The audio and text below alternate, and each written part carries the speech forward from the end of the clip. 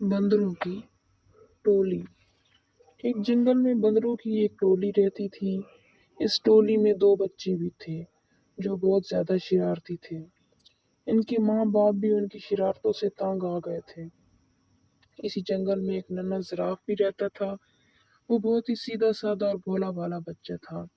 एक दिन घास चरते चरते वो जंगल के इस हिस्से में आ गया जहाँ बंदरों की ये टोली दरख्तों से पत्ते और फल फ्रूट तोड़ तोड़ कर खाने में मगन थी।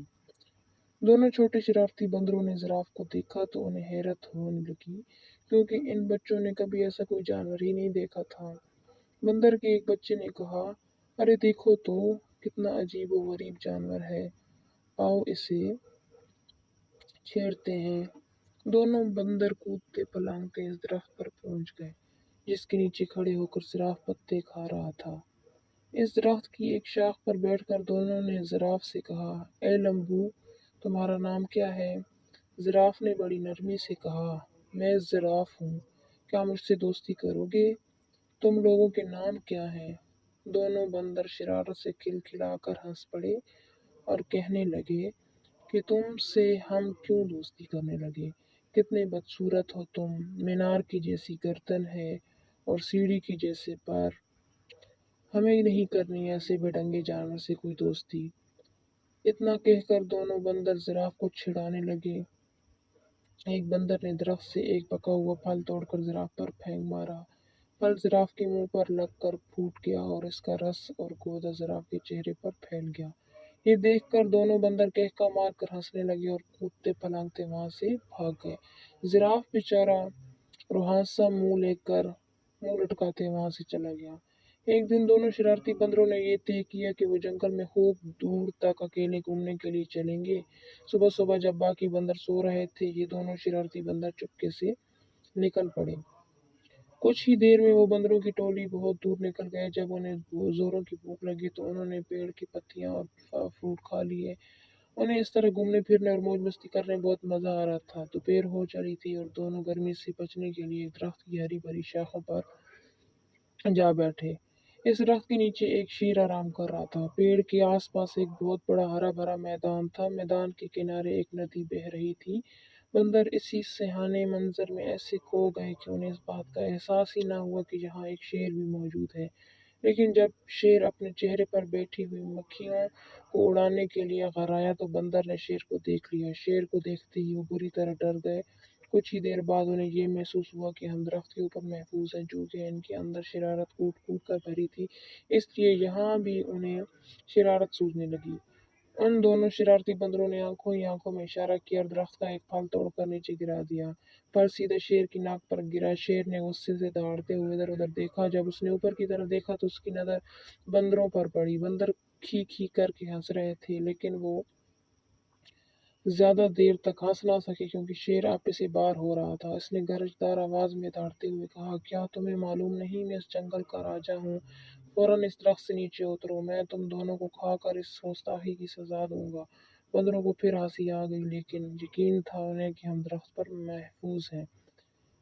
शेर इनको इस तरह दोबारा हंसते हुए देखकर गुस्से में आ गया और आग बगोला हो गया और अपने पैरों को समेटकर स्प्रिंग की तरह तेजी से उछला। और दोनों शरारती बंदरों ने देखा कि शेर का जबड़ा खुला हुआ है और इसके तेज नुकीले दांत उनकी तरफ हैं और वो तेजी से उछलते कूदते बिल्कुल उनके करीब आ गया है। तो दोनों बंदरों के तो होश ही उड़ गए और उनकी सारी शरारतें धरी की धरी रह गई और दोनों डर के मारे एक दूसरे से बुरी तरह लिपट गए। शेर ने छलांग तो बहुत अच्छी लगाई, लेकिन जिस शाख पर वो दोनों बैठे थे शेर वहां तक पहुंच ना सका। शेर ने दोबारा जबरदस्त छलांग लगाई। बंदरों की हालत बड़ी पतली हो गई थी। वो डर के मारे चीखते चिल्लाने लगे, लेकिन वहां उनकी पुकार सुनने वाला कोई भी नहीं था।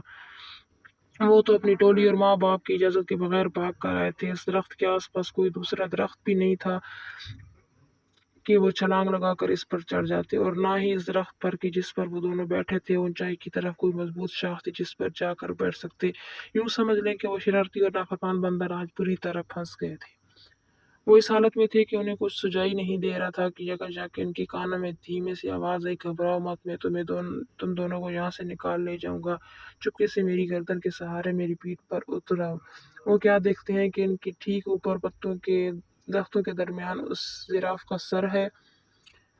جس کا ان لوگوں نے کچھ دن پہلے مذاق اڑایا تھا۔ بندروں نے ایک دوسرے کو شرمندگی سے دیکھا کہ آج وہی زراف ہماری جان بچانے کے لیے تیار ہے۔ اس زراف کو اس دن کی شرارت اور مذاق وغیرہ کا ذرا بھی خیال نہیں تھا۔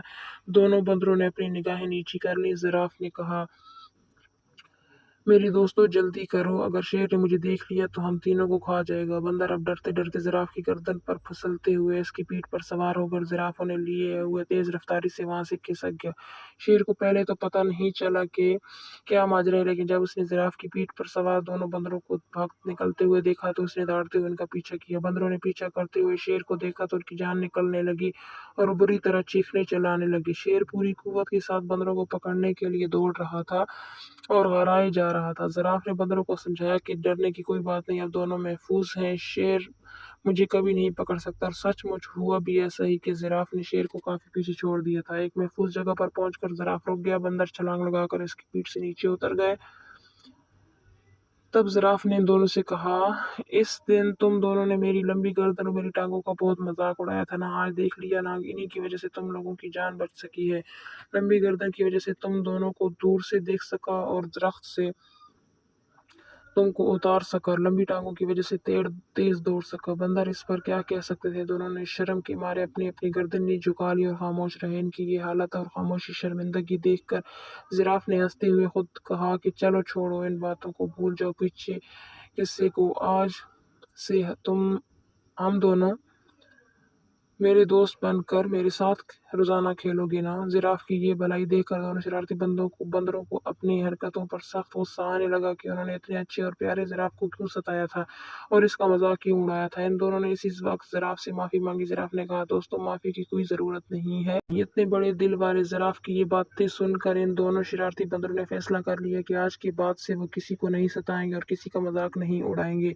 انہوں نے زراف سے کہا کہ ہم نے جان بوجھ کر آپ کو بہت ستایا ہے، آج سے ہم کسی کو بھی نہیں ستائیں گے، نہ کسی کو برا بھلا کہیں گے، آج سے تم ہمارے سب سے اچھے دوست ہو۔ دونوں بندروں کی یہ بات سن کر زراف کو بہت خوشی ہوئی اور وہ ہنسی خوشی رہنے لگے۔